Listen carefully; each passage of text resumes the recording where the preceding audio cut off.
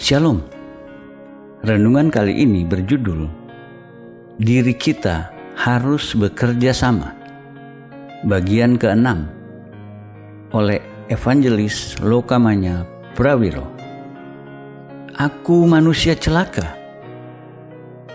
Siapakah yang akan melepaskan aku dari tubuh maut ini? Syukur kepada Allah oleh Yesus Kristus Tuhan kita. Roma 7 ayat 24-25. Dua orang tanpa nama menguasai posisi unik penting dalam seluruh pewahyuan perjanjian baru. Sebenarnya benar mengatakan kita tidak pernah bisa mengerti dengan benar pesan perjanjian baru sampai kita mengenal dua orang ini, asal-usul mereka, kodrat mereka, dan takdir mereka. Siapa mereka? Dalam Alkitab King James Version, kedua orang itu adalah manusia lama dan manusia baru. Dalam suratnya kepada gereja Efesus, Paulus berkata, "Tetapi kamu bukan demikian. Kamu telah belajar mengenal Kristus, karena kamu telah mendengar tentang Dia dan menerima pengajaran di dalam Dia menurut kebenaran yang nyata dalam Yesus." Efesus 4 ayat 20-21.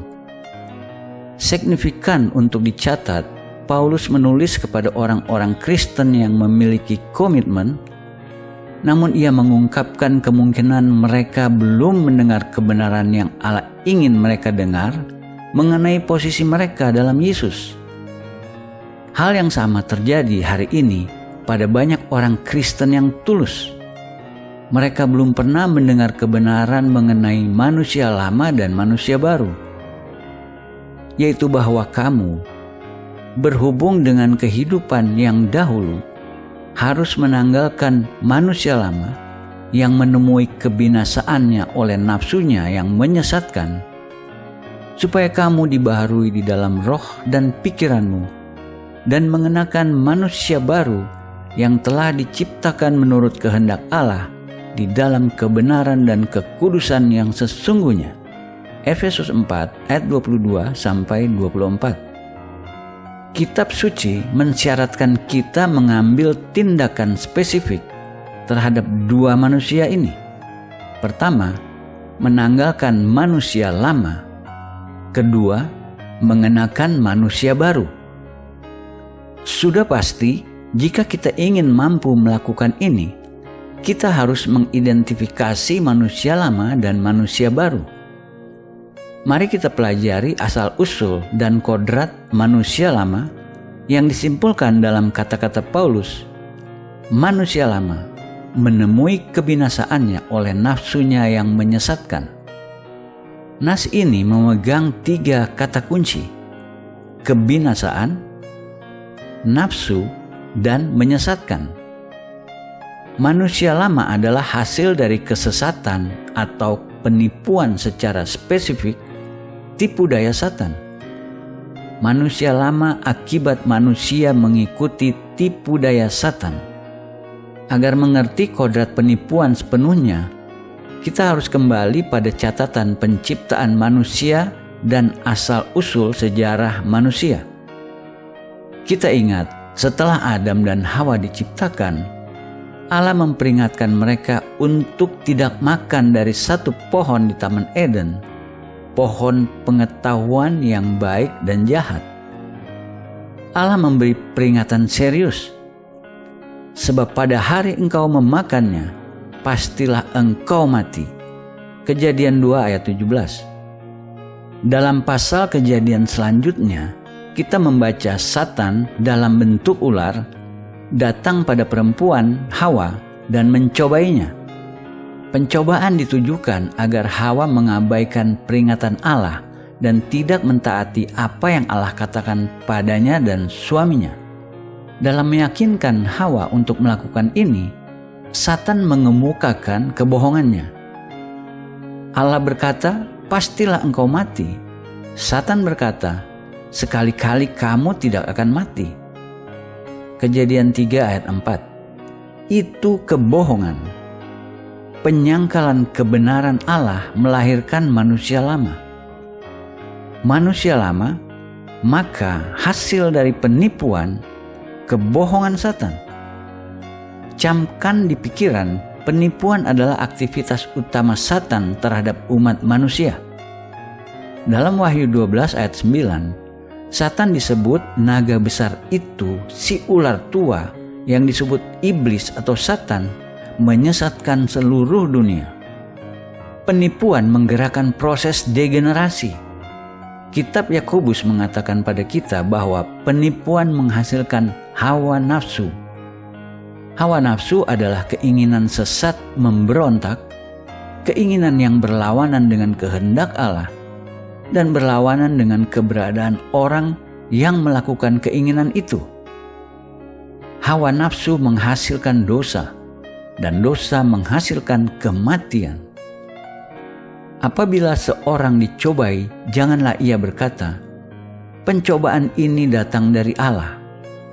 Sebab Allah tidak dapat dicobai oleh yang jahat, dan ia sendiri tidak mencobai siapapun. Tetapi tiap-tiap orang dicobai oleh keinginannya sendiri, karena ia diseret dan dipikat olehnya. Dan apabila keinginan itu telah dibuahi, ia melahirkan dosa. Dan apabila dosa itu sudah matang, ia melahirkan maut. Yakobus 1 ayat 13-15. Manusia lama korup dalam setiap bidang, spiritual, moral, dan fisikal. Manusia lama sebenarnya anak atau keturunan Satan. Dalam Kejadian 3 ayat 15, setelah ketidaktaatan manusia, Tuhan berbicara pada Satan dan berbicara mengenai benih ular. Aku akan mengadakan permusuhan antara engkau dan perempuan ini, antara keturunanmu dan keturunannya. Keturunannya akan meremukan kepalamu, dan engkau akan meremukan tumitnya. Manusia lama anak atau benih Satan karena reproduksi dari kodrat Satan. Yesus berkata kepada pemimpin-pemimpin agamawi pada zamannya, "Iblislah yang menjadi bapamu." Yohanes 8 ayat 44. Satan adalah bapa anak-anak ketidaktaatan dan kodratnya direproduksi dalam mereka. Kodrat Satan bisa disimpulkan dalam satu kata, pemberontakan. Ia memimpin semua pemberontakan di alam semesta. Maka perilaku kodrat manusia lama tidak bisa dihindari perilaku pemberontakan. Seperti diverifikasi kitab suci, kita sekalian sesat seperti domba, masing-masing kita mengambil jalannya sendiri. Yesaya 53 ayat 6. Tanda kodrat manusia lama adalah mengambil jalannya sendiri, berpaling dari Allah dan mencari kehendak, kesenangan, dan kepuasannya sendiri. Fakta ini digambarkan secara detail dalam kitab Efesus, di mana Paulus mengatakan, "Kamu dahulu sudah mati karena pelanggaran-pelanggaran dan dosa-dosamu. Kamu hidup di dalamnya karena kamu mengikuti jalan dunia ini, karena kamu mentaati penguasa kerajaan angkasa, yaitu roh yang sekarang sedang bekerja di antara orang-orang durhaka. Sebenarnya dahulu kami semua juga terhitung di antara mereka, ketika kami hidup di dalam hawa nafsu daging dan menuruti kehendak daging dan pikiran kami yang jahat. Pada dasarnya kami adalah orang-orang yang harus dimurkai, sama seperti mereka yang lain." Efesus 2 ayat 1-3. Perhatikan frasa itu. Pada dasarnya kami adalah orang-orang yang harus dimurkai. Kenapa kita menjadi objek yang harus dimurkai? Karena sesuai kodrat kita, orang-orang durhaka dan kedurhakaan atau ketidaktaatan selalu menurunkan murka Allah. Jadi dalam diri kita memiliki kodrat korup, pemberontakan sebagai produk penipuan Satan dan hawa nafsu. Untuk menyimpulkan, ada satu pemberontak di dalam setiap dari kita. Dalam kitab suci, pemberontak itu disebut manusia lama. Manusia pada umumnya mencoba menangani pemberontakan ini dengan cara-cara yang bukan solusi Allah. Pertama, kita bisa menyingkirkan semua solusi yang dimulai dengan diri. Banyak darinya bermultiplikasi setiap hari dalam psikologi zaman sekarang dan pikiran, kesadaran diri, pemenuhan diri, ekspresi diri. Kenapa menyingkirkannya? Karena semua dari solusi ini memberi kendali pada diri pemberontak. Kita sudah melewati beberapa generasi yang mempercayai bahwa suatu kesalahan mendisiplin atau membatasi anak-anak, mereka harus mendapat kebebasan mengekspresi diri. Generasi-generasi itu sayang telah terlambat belajar apa yang mereka lakukan dengan memberi kebebasan ekspresi kepada pemberontak. Kedua, solusi Allah bukan sistem hukum. Banyak orang melihat pada hukum untuk menangani problem manusia lama. Namun kegagalan Israel yang kepadanya hukum Musa diberikan mendemonstrasikan bahwa hukum tidak mencapai hasil yang diinginkan. Alasannya bukan tidak ada yang salah dengan hukum. Hukum sendiri baik, seperti Paulus katakan dalam Roma 7, namun tidak bisa merubah pemberontak. Dan apapun yang tidak merubah pemberontak bukan solusi permanen. Ketiga, solusi Allah untuk manusia lama bukan agama. Agama seperti lemari es, bisa secara temporer menyembunyikan kefanaan atau korupsi atau menahannya, namun tidak bisa merubahnya. Ambil contohnya buah persik yang enak rasanya, tampak segar dan berselera, dan namun ditinggalkan sendiri akan cepat layu karena proses kefanaan atau korup bekerja di dalamnya. Dimungkinkan menahan proses kefanaan sebentar, sementara menaruh buah persik itu di lemari es. Namun pada akhirnya, bahkan dalam lemari es akan busuk. Solusi Allah untuk manusia lama bisa disimpulkan dalam satu kata, eksekusi. Allah tidak mengirim manusia lama ke gereja atau psikiater. Ia tidak memaksanya. Ia tidak mereformasinya. Ia tidak membuatnya menjadi agamawi. Melainkan Allah mengeksekusi manusia lama. Tidak ada solusi lain untuk pemberontak itu. Namun kabar baik dari Injil, eksekusi itu sudah terjadi dalam Kristus. Ini kuncinya untuk mengerti pesan Injil. Paulus berkata bahwa Yesus sudah membebaskan kita. Roma 7 ayat 24-25. Bagaimana Yesus membebaskan kita?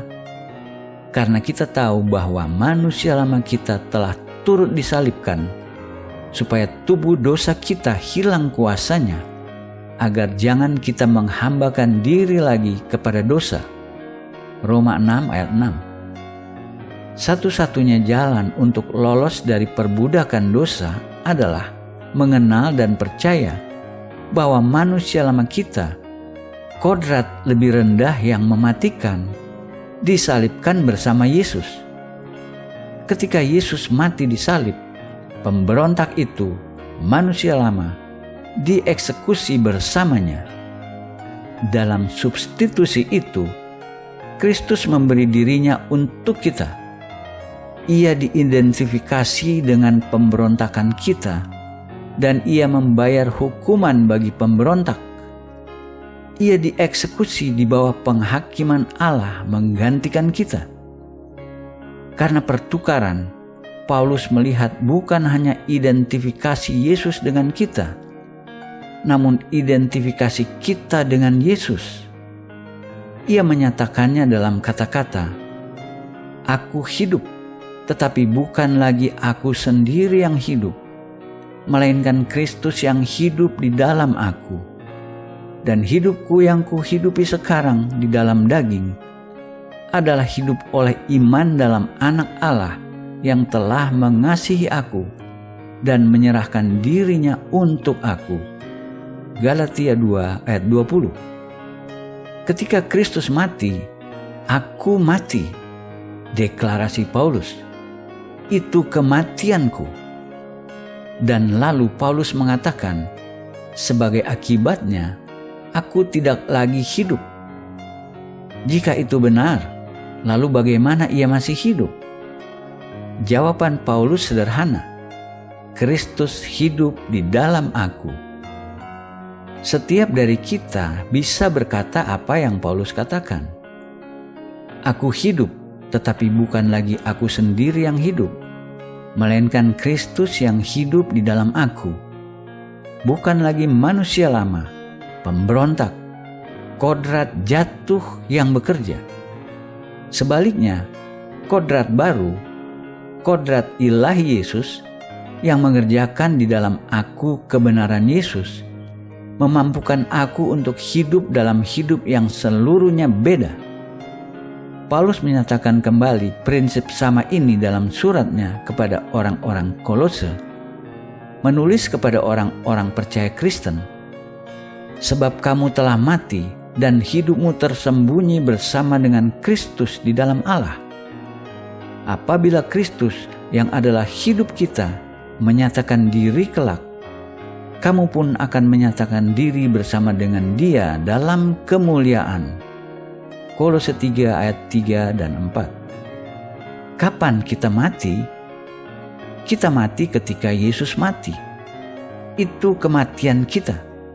Kita tidak lagi memiliki hidup kita.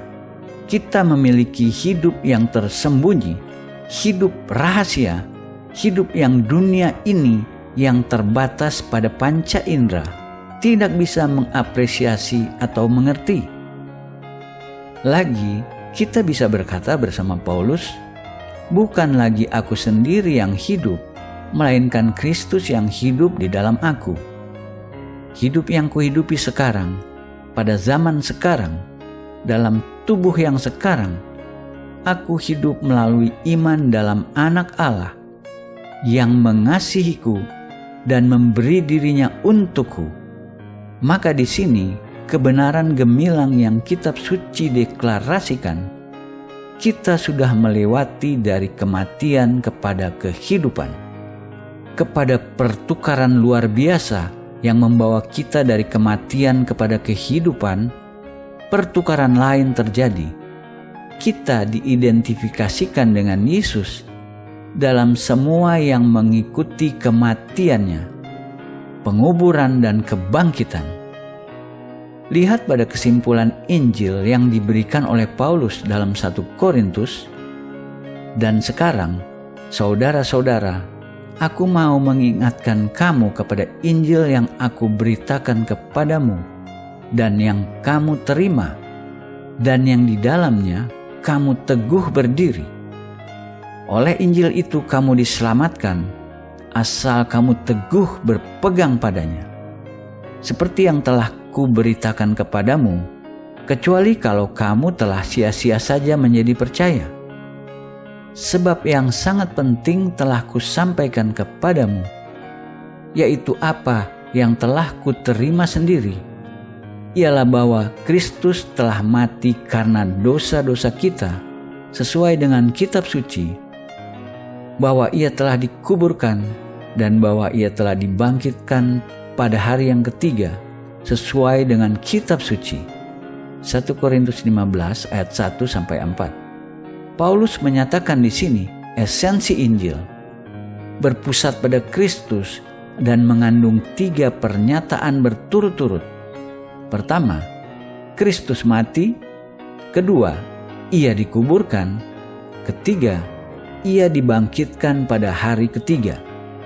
Itu jantung absolut dan esensi Injil. dan tidak bergantung pada kontribusi tambahan manusia. Dalam zaman dan konteks Paulus, sesuai kitab suci, berarti sesuai dengan perjanjian lama.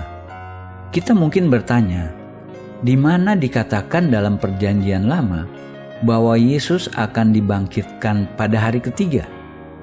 Pertama, Yesus berkata ia akan seperti Yunus perjanjian lama. Kita tahu Yunus 3 hari dalam perut ikan. Dalam cara serupa, Yesus berkata ia akan berada 3 hari dalam perut bumi. Itu presentasi gambaran, namun tempat satu-satunya dalam perjanjian lama di mana ini secara spesifik dinyatakan adalah dalam kitab Nabi Hosea.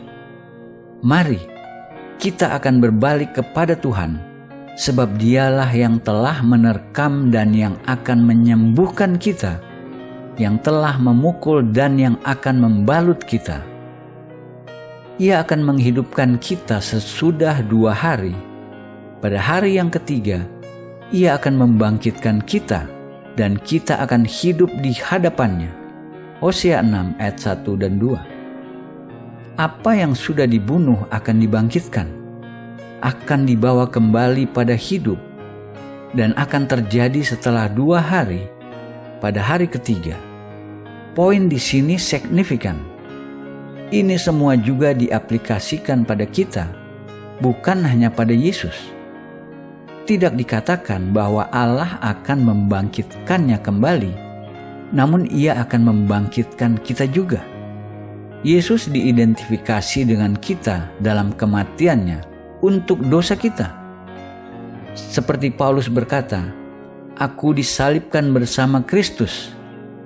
Maka jalan terbuka bagi kita untuk diidentifikasi dengan Yesus dalam semua yang mengikutinya, penguburannya, kebangkitannya, dan bahkan kenaikannya. Dalam ayat selanjutnya, Nabi Hosea berkata, "Marilah kita mengenal dan berusaha sungguh-sungguh mengenal Tuhan. Ia pasti muncul seperti fajar. Ia akan datang kepada kita seperti hujan pada akhir musim yang mengairi bumi." Hosea 6 ayat 3. Kita melihat gambaran lebih jauh kebangkitan Yesus dalam kata-kata, "Ia pasti muncul seperti fajar." Kebangkitan seperti fajar setelah malam gelap yang panjang. Lalu Hosea berkata, "Ia akan datang kepada kita seperti hujan pada akhir musim yang mengairi bumi." Hujan pada akhir musim dan hujan yang mengairi bumi digunakan banyak dalam Alkitab sebagai gambaran turunnya Roh Kudus. Maka di sini kita mendapat gambaran awal, bukan hanya kebangkitan, namun yang terjadi 50 hari setelah kebangkitannya, turunnya Roh Kudus. Ayat ini dalam Hosea menunjukkan pada kita bahwa Yesus mati, dikuburkan, dan dibangkitkan pada hari ketiga.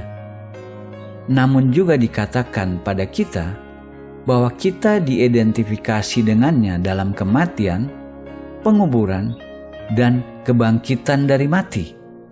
Janjinya, jika kita berusaha sungguh-sungguh mengenal Tuhan, kita akan tahu bukan hanya Ia akan muncul seperti fajar, namun datangnya hujan Roh Kudus. Ada tindakan spesifik di mana Allah mensyaratkan kita dan memampukan kita diidentifikasi dengan Yesus dalam kematian, penguburan, dan kebangkitannya. Ini tindakan luar baptisan. Dibaptis adalah dikubur dengan Kristus, dipersatukan dengannya dalam kematiannya, dan kitab suci memberi kita jaminan. Jika kita dipersatukan dengannya dalam penguburan, maka kita akan mengikut terus dengannya dalam kebangkitan, ke dalam hidup baru. Roma 6 ayat 3-5, Kolose 2 ayat 12. Dalam kelahiran natural, kepala harus keluar lebih dulu. Ketika kepala muncul, kita tahu tubuh akan menyusul. Begitu pula dalam kelahiran spiritual. dalam kelahirannya keluar dari kematian, Yesus, kepala dari tubuh, muncul lebih dulu. Apa yang dimaksud di sini? Kita yang dipersatukan dengannya sebagai kepala akan mengikutinya dalam kelahiran ke dalam orde baru penciptaan. Kita akan mengikutinya ke dalam kepenuhan yang ia masuki melalui kematian dan kebangkitannya dari mati. Dengan Yesus sebagai kepala kita sebagai anggota tubuhnya yang dipersatukan dengannya, mengikutinya dilahirkan kembali. Kita mengikutinya keluar dari kematian ke dalam orde baru, secara total hidup baru, kesatuan dengannya yang membawa kita kemanapun ia pergi. Hubungan dengan Yesus itu membawa kita bukan hanya ke dalam kebangkitan, namun juga ke dalam kenaikan ke dalam kemuliaan surga dan ke dalam tempat otoritas di sebelah kanan Allah. Petrus mengekspresikan, "Terpujilah Allah dan Bapa Tuhan kita Yesus Kristus, yang karena rahmat-Nya yang besar telah melahirkan kita kembali oleh kebangkitan Yesus Kristus dari antara orang mati kepada suatu hidup yang penuh pengharapan, untuk menerima suatu bagian yang tidak dapat binasa, yang tidak dapat cemar, dan yang tidak dapat layu, yang tersimpan di surga bagi kamu." 1 Petrus 1 ayat 3-4. Ini kelahiran dari orde lama ke dalam orde baru, ke dalam cara hidup baru, ke dalam jenis hidup baru. Dalam nas di atas dari Petrus, 3 kata menggambarkan orde baru ini, yang mana semua jauh melewati hidup orde lama yang kita kenal. Warisan ini abadi dan murni dan tidak akan pudar, tidak bisa dijamah oleh kefanaan, korupsi, oleh kerusakan, oleh kontaminasi dosa, tidak bisa dikotori, tidak akan pernah pudar, tidak tunduk pada kejahatan apapun, kekuatan-kekuatan kefanaan atau korup yang kita kenal. Warisan baru ini tidak seperti orde lama sama sekali, yang menarik kita semua ke bawah dan mengalahkan kita. Kita sudah melewati alam itu ke dalam alam baru Yesus melalui identifikasi dengannya. Kita sudah dilahirkan kembali pada harapan hidup. Sementara kita mengerti sepenuhnya satu kebenaran kemuliaan ini, bahwa Yesus mati, kematian kita agar kita bisa masuk sepenuhnya ke dalam hidupnya, maka kita akan menemukan diri kita mengarah ke dalam hidup baru, hidup yang berbeda secara total. Dalam orde lama, tampak seolah-olah panggilan kita tidak diketahui, tidak bisa dijangkau. Dalam orde baru, kita melewati kekalahan itu. Kita melihat dan memenuhi tugas-tugas kerajaan kita, karena kita mengerti identifikasi kita dengan Yesus. Kita bisa berkata, seperti Paulus berkata, "Aku manusia celaka. Siapakah yang akan melepaskan aku dari tubuh maut ini?" Syukur kepada Allah, oleh Yesus Kristus, Tuhan kita. Roma 7 ayat 24-25. Amin.